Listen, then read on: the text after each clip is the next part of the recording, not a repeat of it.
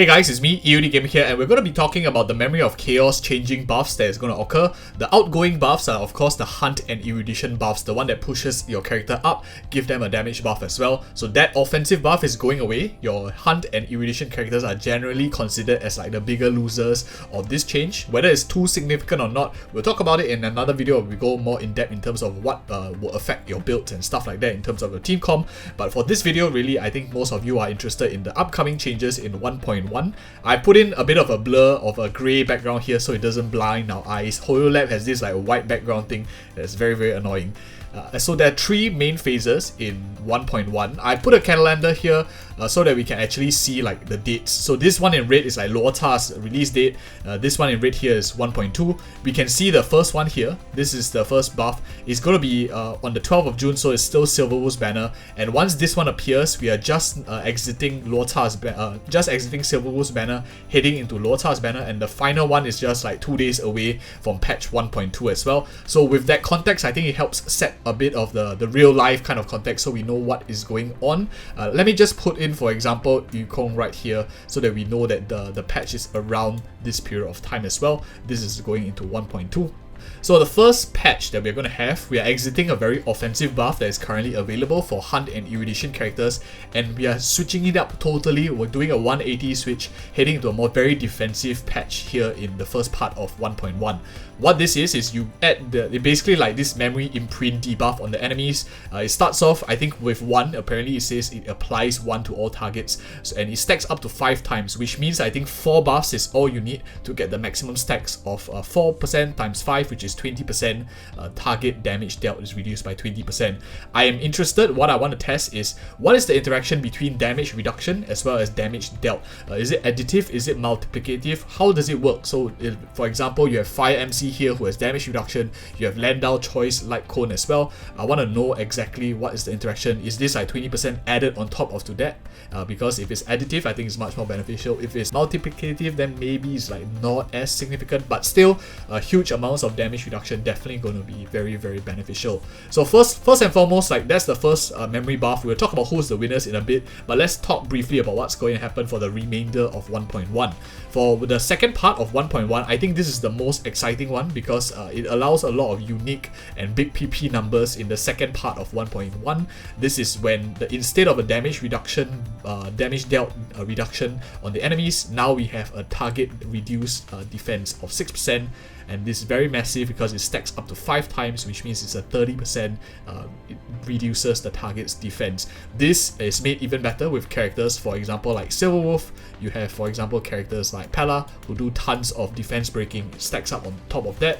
You have stuff like Lucas, Light Cone here, the Resolution Shines, Expose of Sweat. All these defense buffs really add up, and defense shredding does add up and becomes extremely strong. But we'll talk about that in a little bit. Let's now like very quickly look at the last part here. Of course, this is above 80% HP gets a 50% attack increase for 1 turn. This is in line with LyouRika's ability to be more of like a sustained healer towards the end as well. So I guess the most relevant for 1.1 will be the first two. The last one I won't really talk about too much, maybe I'll go over it briefly. But first things first, I think the winners of the first part are definitely more offensive nihility characters. Your other than your Hunt and Eruditions being like slightly, I wouldn't use the word losers, but maybe don't really benefit as much.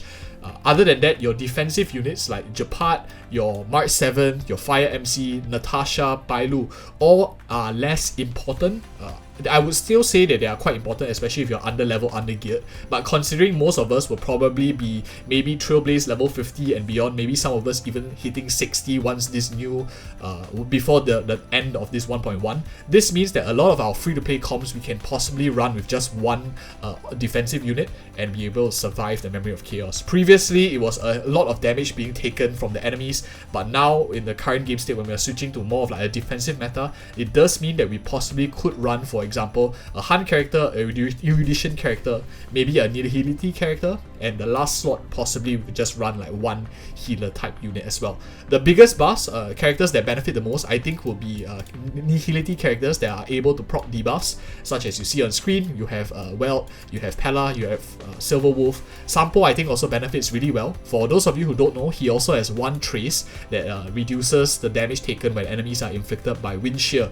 That will be very interesting to see if that reduced damage stacks on top of this reduced damage, which kind of will make him into a pseudo tank, because if he has already like 15% in his major trace plus this 20% here, that's a 35% damage reduction. You can simply build him for like a bit more defensive and he doesn't crit, so just build him for attack, effect, hit rate kind of stuff with resolution shines as Pulse of Sweat, so you can get the debuff up on it. It will be very nice to see how he works together with a character like Mark 7, for example, as a pseudo tank for the team.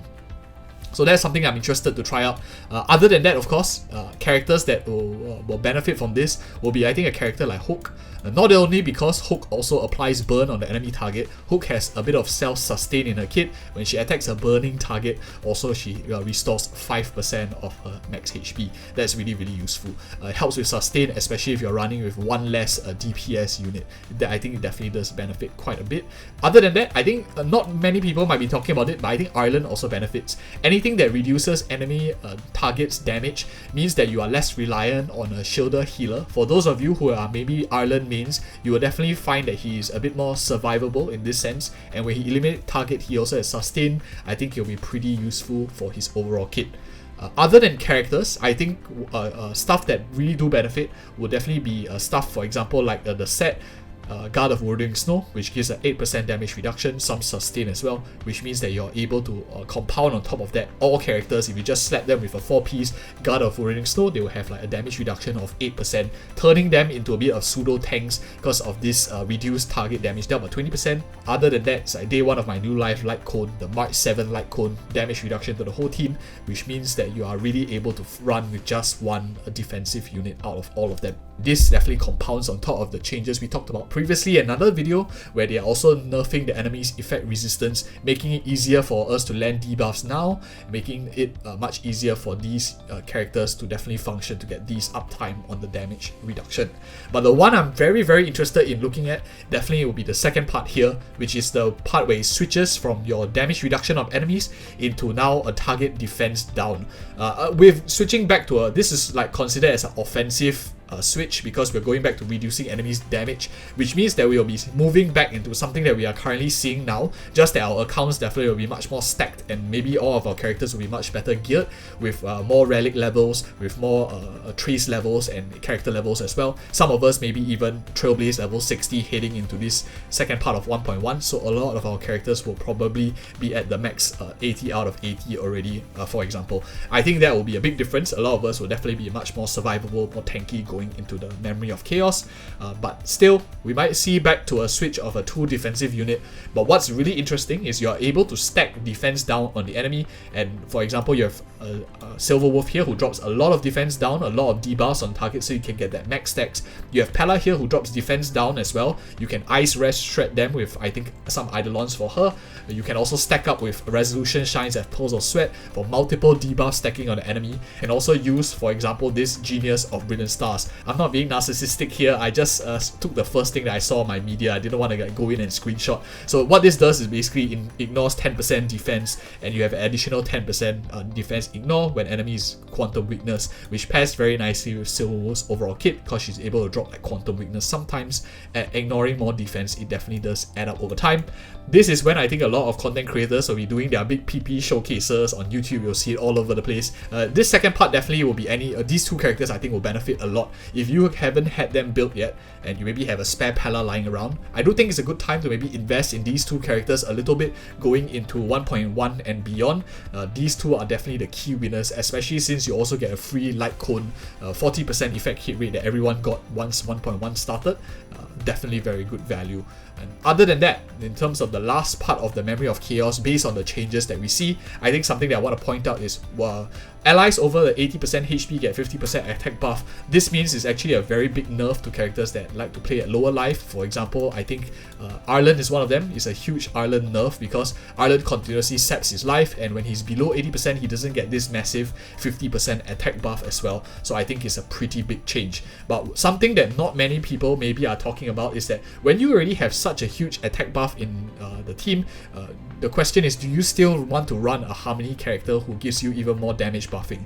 Or for example, if you are lacking of survivability, maybe it's better to run, for example, a more defensive unit. So this really benefits LyouRika because he's going to be around once this third phase comes around. This will make very nicely into a double defensive unit team already. On top of that, you can just run, for example, simply a 2 hybrid DPS here, 2 DPS, 2 DPS. So they are really trying to sell you LyouRika's value here to form a complete team. In terms of your defensive setup is completely done. You get your huge attack buff from the Memory of Chaos buffs as well, and you don't really have to run a Harmony character if you don't have the slot for it as well. So that's how I see like the Memory of Chaos buffs changing out. Is it going to play out as we think? I think it also depends on the monster lineup that's going to be available and the monster typing weaknesses. So that is like some variables that I can't determine right now. I'll be doing a guide on the channel as well. Some of you have seen on the channel the team comp videos that is going to take into account the boss weaknesses.